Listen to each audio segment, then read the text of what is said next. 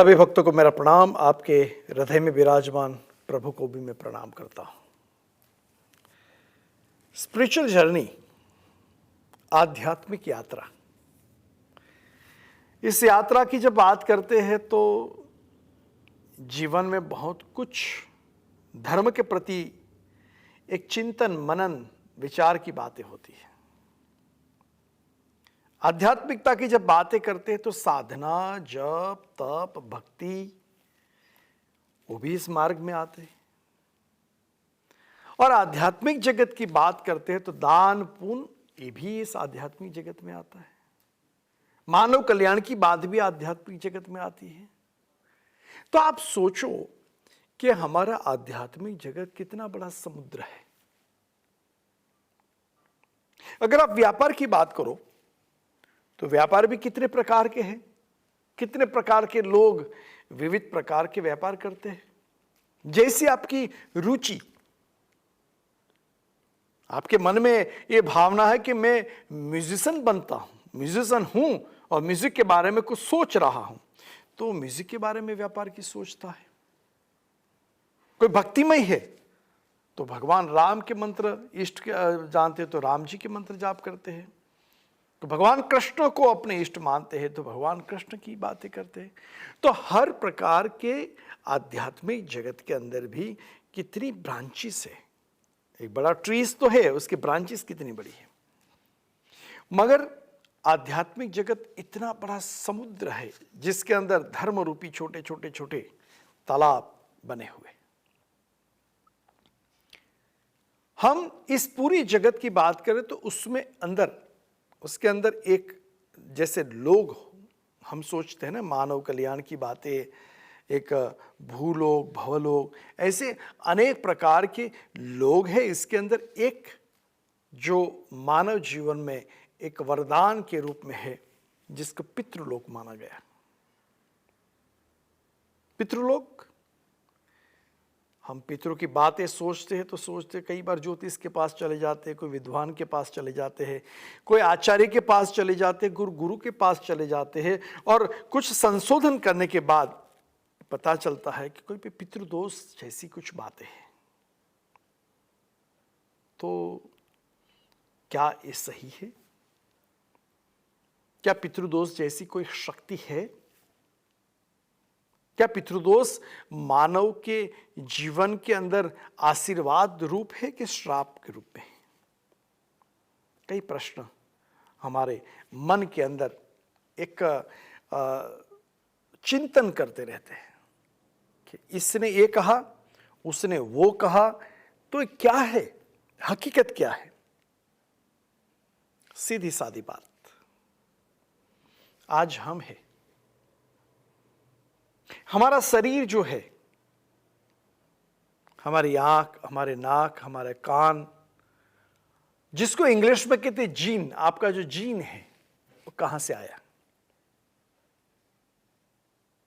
उसके लिए कौन है अधिकारी, कौन है इसके? उसकी अथॉरिटी किसके पास है?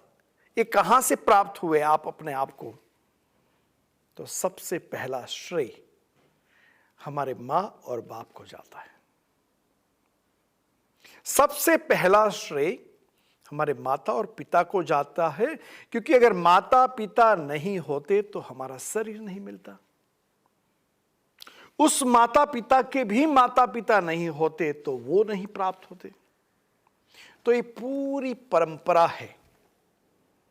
उस परंपरा में जो प्रत्यक्ष रूप में आज हम हैं, प्रत्यक्ष रूप में आपके माता पिता हो सकते हैं, परोक्ष रूप में आपके नाना नानी या दादा दादी हो सकते हैं। यानी कि ये पूरी जो चेन है, इस पितरों की परंपरा में जो नहीं है, जैसे हम कहते हैं देवलोक, हम सोचते हैं कि देवलोक में भी एक लोक जिस पे पितृलोक पहले जिसको हमने देखा है, जिस मां के गर्भ से हम पैदा हुए हैं, जिस पिताजी के हाथों से हमने खाना खाया है, वो आज नहीं रहे। तो ये पितृलोक में एक पितृलोक की बात आ जाती है, यानी कि हमारी तरफ से उस व्यक्ति, जिस व्यक्तित्व के माध्यम से हमारा शरीर है, उनको ग्रेटिट्यूड, अभिनंदन की बातें तो हम करते हैं, मगर उनको एप्रिसिएशन, हम उनको कैसे धन्यवाद कह सके। हम जीवन में कुछ भी प्राप्त करें, मगर माता पिता के ऋण हम नहीं चुका सकते। और वही बात आई पितृ, जो आप पहले थे आज नहीं है। नहीं है मतलब क्या? फिजिकल रूप में नहीं है। चाहे वो आपके गुरु भी हो सकते थे, चाहे आपके माता पिता तो पहले गुरु है। और उस पितृ को अपने जीवन के अंदर उनको अप्रिशिएट और ग्रेटिट्यूड करने का एक दिन, एक त्योहार, एक उत्सव, एक पूजा पाठ का एक अपने आप में व्यवहारिक रूप से आध्यात्मिक जगत के अंदर एक पूजा पाठ का एक महोत्सव तो मैं नहीं कह सकता हूं, महोत्सव तो इसको कहते हैं हम उल्लास के साथ, मगर उनकी पूजा का एक पक्ष जिसको कहते हैं हम पितृपक्ष, सिंपल बात थी। और उस पितृपक्ष को क्या हम कैसे, कब, किस रूप से हम उनकी पूजा कर सके, हम उनकी आराधना कर से, जिनके माध्यम से उस पितरों का आशीर्वाद हमारे ऊपर बना रहे। हमारे जीवन में कुछ प्राप्त किया है, उस प्राप्त का कुछ अंश हम पितरों को दे सके। कई प्रयोग हैं, कई प्रयोग शास्त्रों में बताए गए हैं कि जिनको पितृदोष के रूप में किसी ने बताया कि पितृदोष है, मैं तो ये कहूंगा जिनको पितृदोष हो या नहीं हो, पितृदोष का मतलब क्या है? जब आपके मां और बाप जिंदा थे उस वक्त आपने उनका कहना नहीं माना, और जाने के बाद किसी ज्योतिष ने, आचार्य ने कह दिया कि आपके ऊपर पितृदोष है। उस पितृदोष का मूल रूप से किसने पैदा किया? आपने खुद ने। इसको कहते पितृदोष। और पितृ जाने के बाद मां थी, पूरे जिंदगी भर मां आपको टटोलती रही, बेटा ये कर, ये कर, ये नहीं कर, ये नहीं कर, और आपको दुश्मन के रूप में लगी। जाने के बाद उसका चित्रों के सामने एक गुलाब का फूल रख दिया और घी का दिया लगा दिया और मंत्र का तर्पण कर दिया, बोलता पितृदोष समाप्त हो गया। नहीं, पितृदोष की क्रिएशन आपने की है।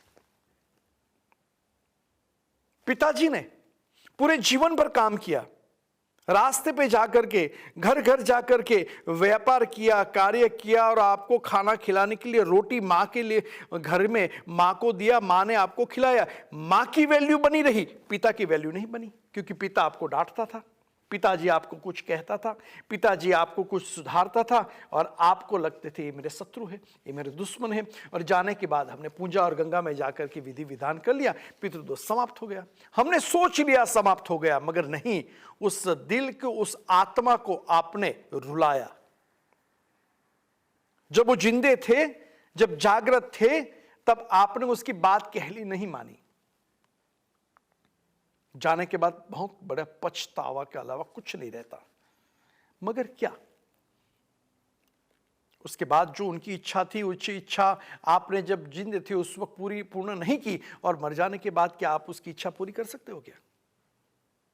आप खुद सोचो, आज आपका बेटा हो या बेटी हो, आप कुछ उसको कहना चाह रहे हो, मगर वो आपकी बात नहीं मान रहे, आपके दिल को कितना दुख होगा। वैसे ही उनको दुख हुआ, और वो दुख की जो घड़ी थी, उस घड़ी, दुख की घड़ी एक पितृदोष के रूप में आपके ऊपर आ गई। यानी कि कर्म सिद्धांत है, वहां कर्म प्रदान है, जैसा आपने किया वो आज आप भुगत रहे हो। और फिर मंदिर जाकर के आप, गंगा मैया जाकर के आप, कहीं और जाकर के और पितृदोष की पूजा कर रहे हो। ये पछतावा को दूर करने के लिए, मानसिक शांति मिले, देवताओं का आशीर्वाद प्राप्त हो, ऐसी पूजा विधि भगवान विष्णु की, भगवान शिव के अभिषेक की, कई पूजा पाठ है। मगर यहां मैं एक दो सिंपल प्रयोग बताने जा रहा हूं, और इस प्रयोग के माध्यम से वो देवताओं की, उस प्रकृति के परमेश्वर की कुछ कृपा बनी रहे, और पितृ के जो दोष है, वो दोष की शांति होने के बावजूद आपके जीवन में, आपके परिवार में, आपके व्यापार में परिवर्तन आने की क्रिया हो जाए, तो समझ लेना पितृ पसंद है। आइए देखते हैं पहला प्रयोग। आप शनिवार के दिन, सैटरडे, जैसे तो हम सोचते हैं शनि भगवान न्यायाधीश है, जज, और भगवान शिव के आशीर्वाद से उनको न्यायाधीश बनाया गया है। और उसी दिन, सैटरडे के दिन, आपको एक लोहे का कटोरा लेना है। लोहे के कटोरे में काले तिल, आप अच्छी तरह से समझ लेना, काले तिल, लाल मिर्च जो सूखी हुई हो, और कम से कम 11 ब्लैक पेपर कहते हैं, जिसको मरी कहते, मरी, और एक टुकड़ा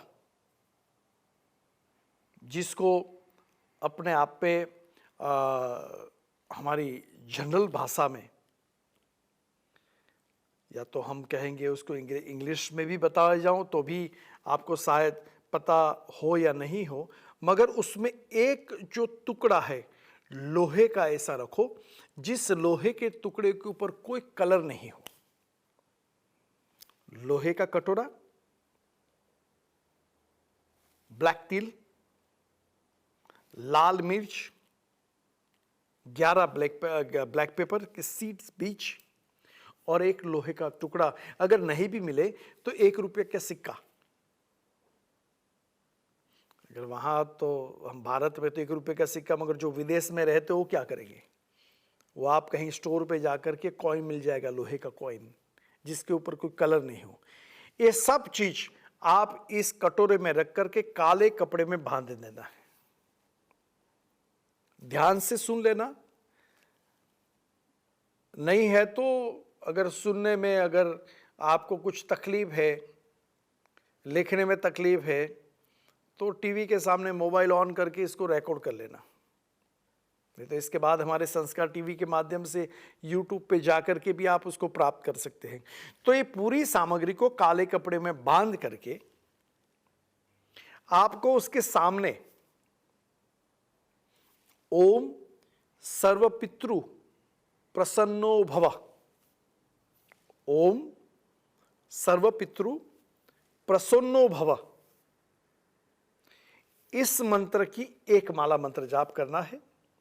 और जो सामग्री बनाई आपने जो लोहे के कटोरे में, उस सामग्री को मंत्र जाप के बाद दोनों हाथों में ले लेना है।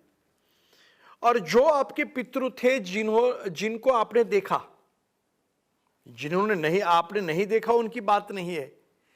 आपने, अगर आपकी माता हो, पिता हो, अगर इस संसार में नहीं रहे तो आपने देखा ही है। आपके दादा दादी देखा होगा, संसार में नहीं है।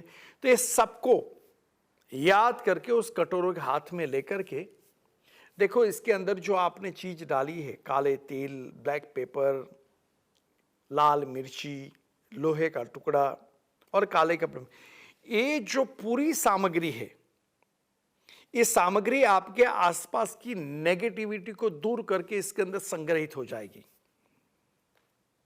क्योंकि कोई भी दोष होता है, वो दोष आपके शरीर के साथ संपर्क में रहता है।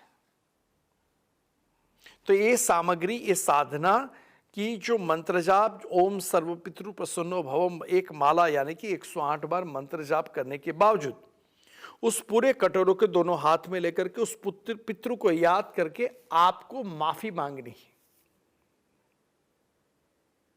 आपको कहना है, मेरे से जो भी गलती हुई है, या तो जाने अनजाने में किसी के रूप में, किसी भी रूप में अगर मैंने आपके दिल को दुखाया है, तो ही पितृदेवता आप मुझे माफ कीजिए।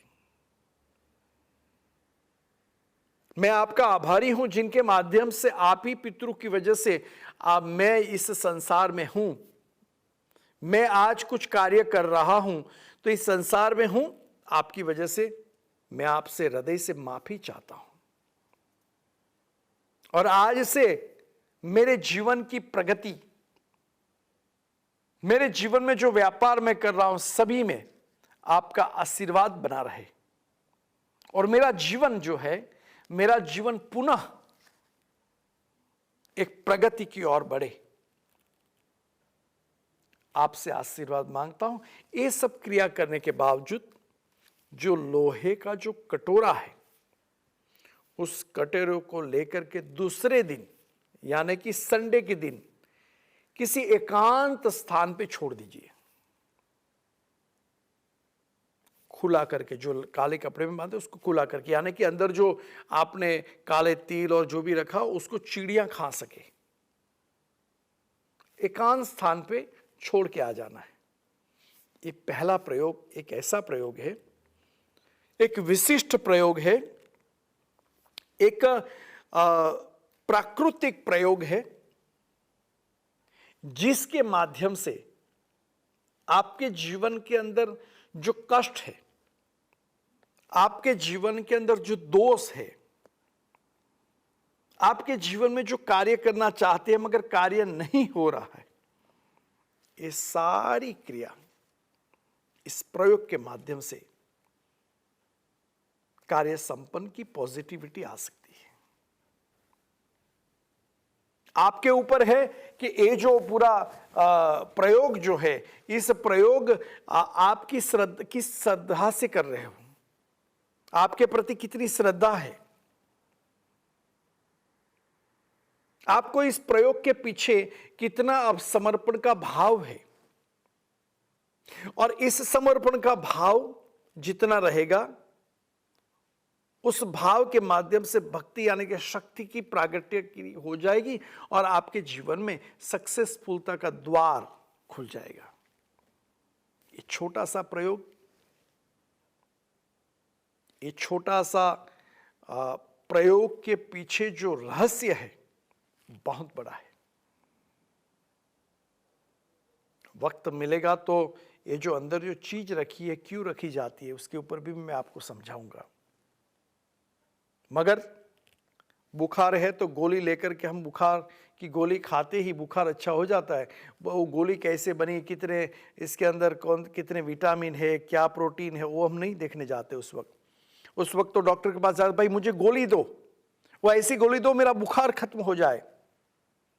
तो गोली बहुत इंपॉर्टेंट है बुखार खत्म करने के लिए। वैसे ही ये प्रयोग बहुत बड़ा इंपॉर्टेंट है, जिस प्रयोग के माध्यम से आपके घर में पितृ शांति होगी, पितृ का आशीर्वाद प्राप्त होगा और जीवन पूर्ण रूप से सुखमय बनेगा। ऐसी मेरी गुरु परंपरा की प्रार्थना करता हुआ, मेरे गुरु जी से प्रार्थना करता हुआ आपके जीवन में मंगलमय हो और इस साधना सफलदायक बने, ऐसी प्रार्थना करता हुआ सबको मैं प्रणाम करता हूं। आपके जीवन के अंदर जो भी दुर्घटना है वो दूर हो, ऐसे भोलेनाथ से प्रार्थना। ओम शांति शांति शांति।